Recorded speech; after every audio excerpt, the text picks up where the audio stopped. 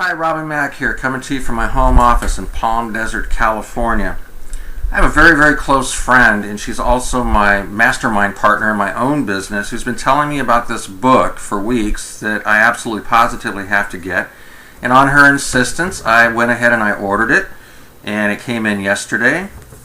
The book, Napoleon Hill's Outwitting the Devil. Napoleon Hill wrote this book in 1938. It was after he had done Think and Grow Rich.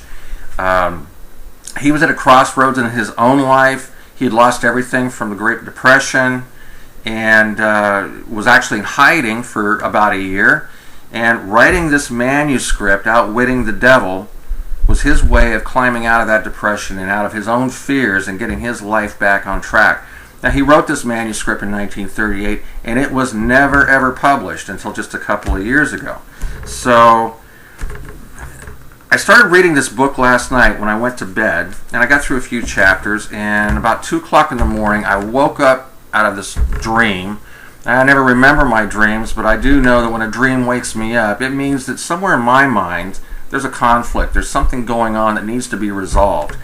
And I also know that, trying to go back to sleep is probably not something that's going to happen anytime soon. So I got drawn right back into reading this book. And I read a few more chapters before I had to go to work this morning. Spent the whole day thinking about some of the things that this book was talking about and how it applied to me in my life, and some of the things that I was doing in my own life and in my own business. And it kind of spurred me to want to make this little video in hopes that it might help you as well. I'm going to read just a couple of things out here. I want to try to keep this video short, so I'm going to paraphrase a lot.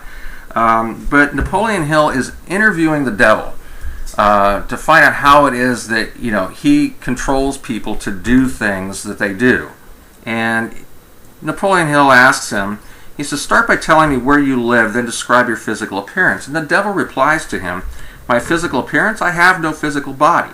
I consist of negative energy, and I live in the minds of people who fear me." And he goes on later and he asks the devil, he says, "Well, tell me more of the methods by which you cause people to drift with you." And the devil lists several things here, but when it comes to dominating thoughts, he says, "I cause people to drift into the habit of thinking negative thoughts. This leads to negative acts and fills their minds with fears, thus paving the way for me to enter and control their minds. And when I do move in, I do so by appealing to people through negative thoughts which they believe to be their own. I plant the seeds of negative thought in the minds of people through all popular methods of appeal to the mind." And this part rocked my world, and this is what got me just in a frenzy all day long. I cause people to allow me to do their thinking for them because they're too lazy and too indifferent to think for themselves. Guys, I'm telling you, we've all heard it a gazillion times from the leaders, in direct sales and network marketing, people who are successful, that the negative thinking in your mind is what confines you to where you are right now. And when you can broaden that and make it something other than what is mainstream and everything that everybody else is doing, that's when your world begins to open up for you. I've read a lot of books. I'm kind of book smart on a lot of different things. This one really hit home for me.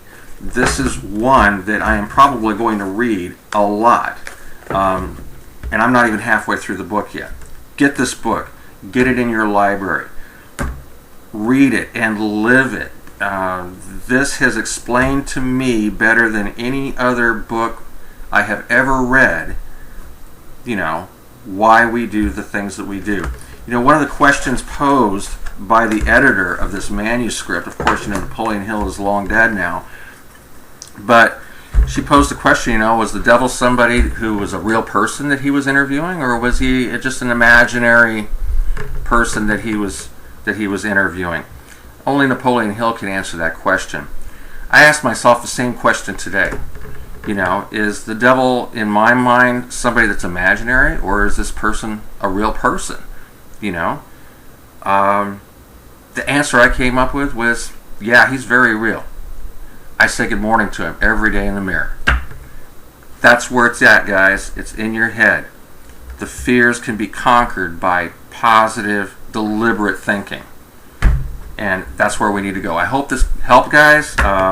Get the book. Get it in your library. Read it. I think it's going to help you out a lot. Talk to you later.